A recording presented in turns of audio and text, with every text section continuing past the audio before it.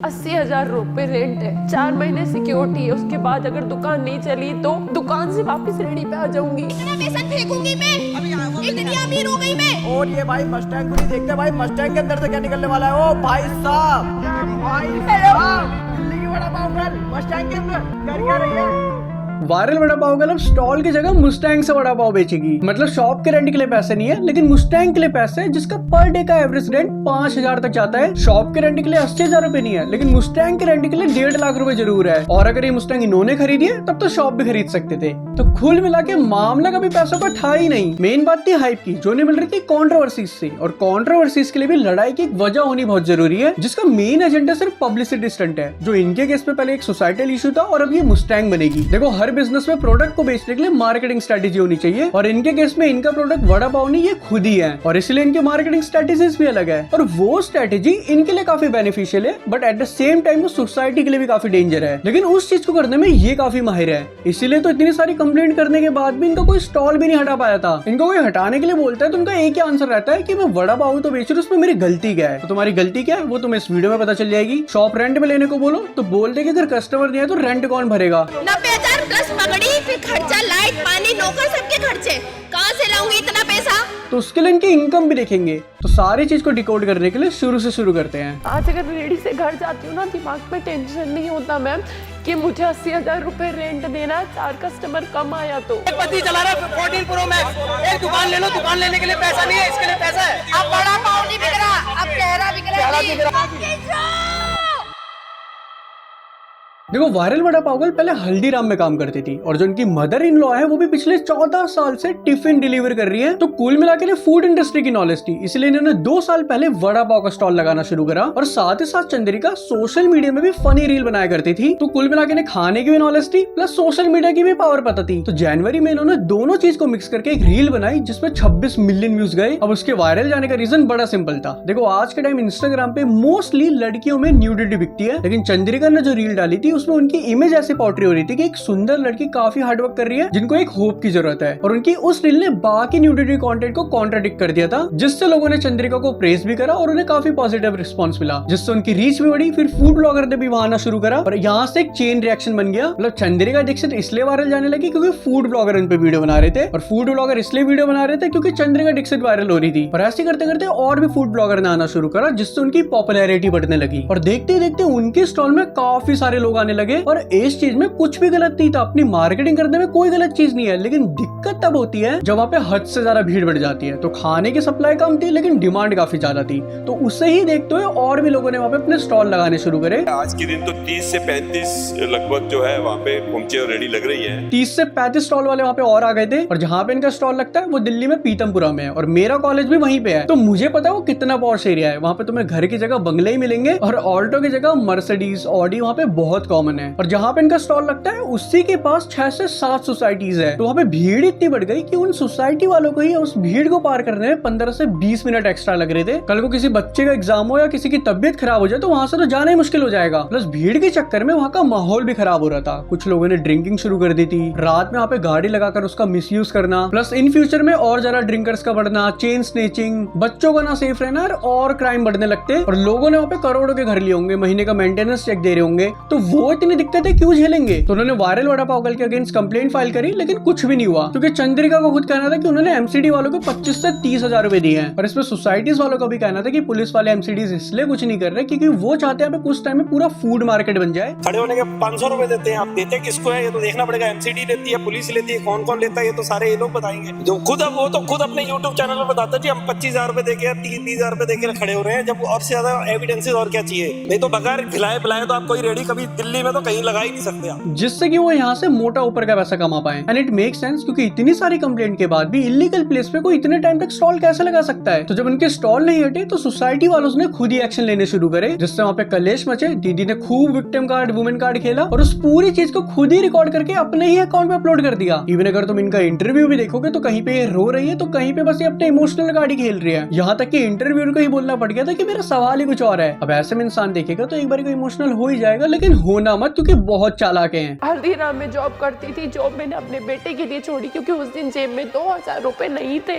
इन्होंने हर बार अपने बेटे के हेल्थ का इमोशनल कार्ड खेला है। अब मान लिया इनके बेटे को सच में कोई प्रॉब्लम होगी, लेकिन उस चीज का यूज करके खुद को अच्छा क्यों दिखाना जो आप एक्चुअल में हो ही नहीं। और ये चीज तुम्हें इस इंसिडेंट से समझ आएगी। निगम पार्षद ने खुद बोला है कि मैं यहाँ पर, ये मेरे पास आए थे इनके हस्बैंड, अपने साथ वो जो तहलका वाले पीआर हैं, उनको पीआर यश नाम के हैं, उनको साथ लेके आए थे। और इन्होंने मुझे एक ऑफर देने की कोशिश की, जिसमें इन्होंने कहा कि क्या कोई तरीका है जिस तरीके से सिर्फ मेरी कार्ड यहाँ रह जाए और बाकियों की उठ जाए, क्योंकि मेरी भीड़ कम हो गई है।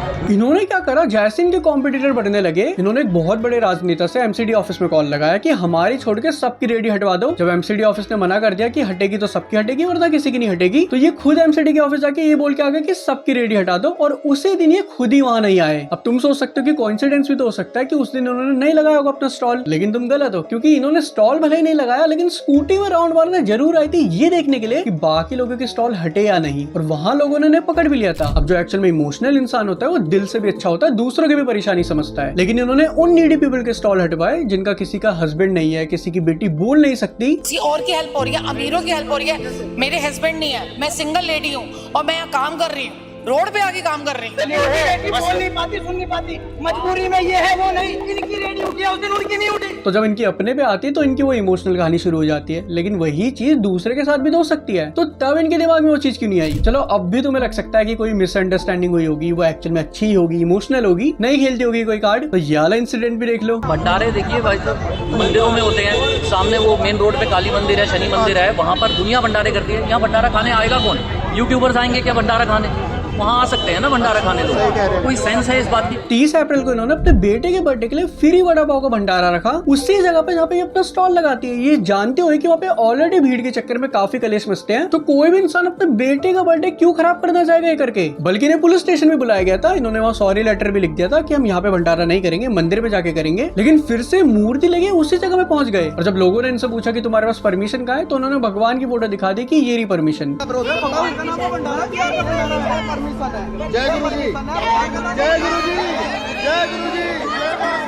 चेयर पे सीधा मूर्ति रख दी और बोल दिया जो इनको हटाएगा वो धर्म के खिलाफ है। मतलब फुल रिलीजन कार्ड खेला गया। भगवान को उन्होंने ऐसा प्रोटेक्शन की तरह यूज करा, जिससे पता चलता है कि कितना भगवान को मानते हैं, इनकी कितनी आस्था है भगवान पे। ये बार बार अपने मालिक को याद करते रहते हैं, लेकिन उन्हीं मालिक को गलत जगह ऐसा प्रोटेक्शन यूज कर रहे हैं। और वो करने का इनका एजेंडा ये था जिससे पब्लिसिटी स्टंट हो पाए। और उसके बाद वहाँ पे जितने भी स्टॉल थे सबको हटा दिया गया और 10 दिन से वहाँ पे स्टॉल नहीं लगा पा रही, तो उनकी रीच भी डाउन जा रही थी। तो उसके सॉल्यूशन के लिए अब ये मुस्टैंग लेके आ गई। ये दीदी हमेशा पूछती थी कि मैं वड़ा पाव तो बेच रही हूँ, मेरी गलती क्या है। तो वड़ा पाव बेचना गलत नहीं है, लेकिन उस जगह में बेचना गलत है क्योंकि आपके पास उसकी परमिशन नहीं है। जब लोग इन्हें बोलते कि दुकान रेंट पे ले लो, तो बोलते कि 80,000 रेंट कहाँ से भरूंगी अगर कस्टमर नहीं आए। तो आपको भी पता है कि आपके कस्टमर आपके वड़ा पाव नहीं, आपकी हाइप, आपकी कंट्रोवर्सीज के लिए आ रहे हैं। अब इस कंट्रोवर्सी का मेन रीजन यही था कि उस जगह की इनके पास परमिशन नहीं थी। लेकिन अगर ये स्टॉल से दुकान में चले जाएंगे तो वहाँ पे परमिशन की कोई दिक्कत नहीं आएगी, तो लड़ाइयाँ होगी ही नहीं। और अगर वो कलेश ही खत्म हो गए तो लोग वहाँ जाना ही बंद कर देंगे। भले 1-2 महीने तक इनकी वहाँ फिर भी भीड़ रहेगी, लेकिन धीरे धीरे करके वो स्लोप डाउन चले जाएगा। और मैं तुम्हें गारंटी के साथ बोलता हूँ 2 महीने बाद इन्हें कोई भी नहीं पूछेगा। और ये बात दीदी को अच्छे से पता थी, इसलिए सीधा मुस्टैंग ही लेके आ गई। और इनके लिए शॉप मुस्टैंग रेंट पे लेना कोई बड़ी बात नहीं है, क्योंकि आज के टाइम इनके स्टॉल पे एवरेजली 500 कस्टमर डेली के आते हैं। और मेरे पास आपने देखे 500 कस्टमर डेली होते हैं,